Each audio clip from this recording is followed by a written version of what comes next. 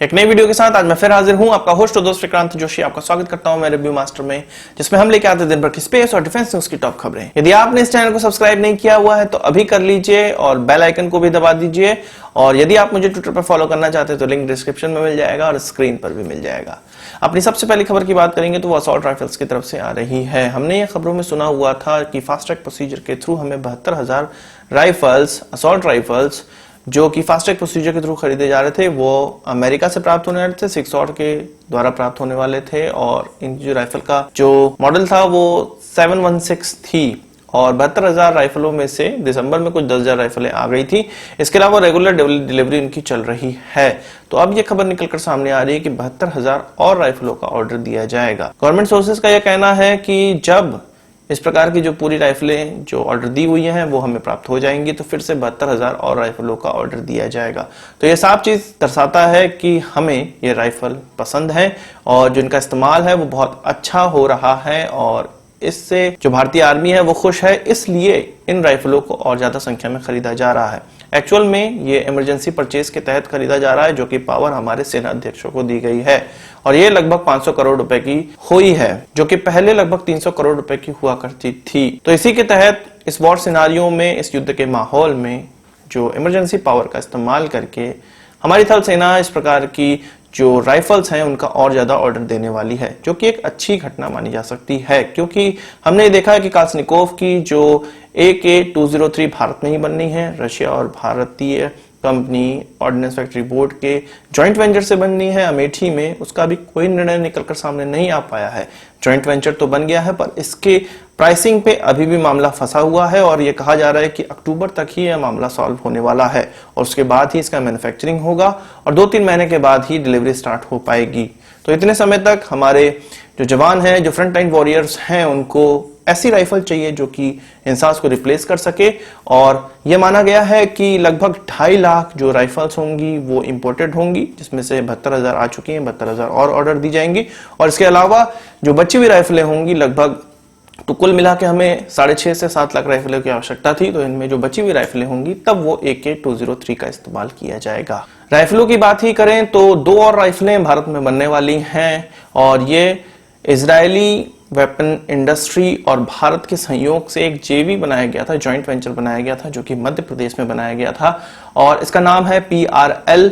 और इस joint venture के द्वारा विगत 1.5 से 2 सालों से ही जो राइफल है उनका निर्माण किया जा रहा है। अलग अलग प्रकार की राइफलें बनाती हैं, तो 2 और राइफलें इनके द्वारा बनाना स्टार्ट होने वाली हैं। इसमें से एक का नाम है एरड और दूसरे का नाम है कार्मेल। कार्मेल एक 5.56 × 45 mm कैलिबर की असॉल्ट राइफल है, जिसका कई प्रकार से इस्तेमाल किया जा सकता है। इसको व्हीकल पेट्रोल की तरह भी इस्तेमाल किया जा सकता है, इसको क्लोज क्वार्टर कॉम्बैट के लिए भी इस्तेमाल किया जा सकता है। इसके अलावा अलग अलग मिशनों में भी इसका इस्तेमाल किया जा सकता है, शॉर्ट मीडियम कॉम्बैट में भी इसका इस्तेमाल किया जाता है, VIP प्रोटेक्शन में भी इसका इस्तेमाल किया जा सकता है। इसके अलावा बात करें एरड की तो इसको M4 टाइप के असॉल्ट राइफल की तरह से इस्तेमाल किया जा सकता है। ऐसा नहीं है कि जो PRL है वो अभी ये पहली बार अलग अलग प्रकार की राइफलें बना रही है। इससे पहले जो उनको राइफलें उनके द्वारा बनाई गई हैं वो बहुत ही बेहतरीन किस्म की राइफलें हैं, जिनका नाम कुछ इस प्रकार से है। इसमें जो मेन राइफल है वो टावोर असॉल्ट राइफल है। इसके अलावा X95 असॉल्ट राइफल भी है, गलील स्नाइपर राइफल है, नेविक लाइट मशीन गन भी है, UZI सब मशीन गन भी है और इसके अलावा छोटे और आर्म्स भी इनके द्वारा बनाए जाते हैं, जो कि हमारी सेंट्रल फोर्सेस इस्तेमाल करती हैं और कुछ हमारी स्पेशल फोर्सेस भी इस्तेमाल करती हैं।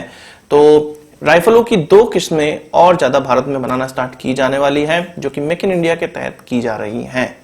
वही बात करें एक स्पेशल टाइप की मिसाइल की, जो कि भारत को हो सकता है आने वाले समय में प्राप्त हो और हो नहीं सकता है, ये होगा, पर इसमें लगभग 5 से 6 साल लग जाने वाले हैं, क्योंकि यह जो मिसाइल है वो US के द्वारा बनाई जा रही है और US में ही बनाई जा रही है। इसका नाम AGM-158C LRASM है, यानी कि long range air to surface missile है, जो कि P8 पोसाइडन में इस्तेमाल की जा सकती है। यह AGM-84D block 1C harpoon anti-ship missile को रिप्लेस करने वाली है, जो कि भारत समेत ऐसे कई देशों के द्वारा इस्तेमाल की जाती है, जो कि P8 पोसाइडन जो मैरीटाइम एयरक्राफ्ट है उसका इस्तेमाल करते हैं। यह प्रेस रिलीज में कहा गया है कि जो ये जो नई मिसाइल बनने वाली है लॉन्ग रेंज की, वो भारत और ऑस्ट्रेलिया को जरूर दी जाएंगी, क्योंकि इस क्षेत्र में जो इंडियन ओशन का क्षेत्र है उसमें प्रभुत्व बनाने के लिए भारत और ऑस्ट्रेलिया को इस प्रकार की मिसाइलों की आवश्यकता पड़ेगी।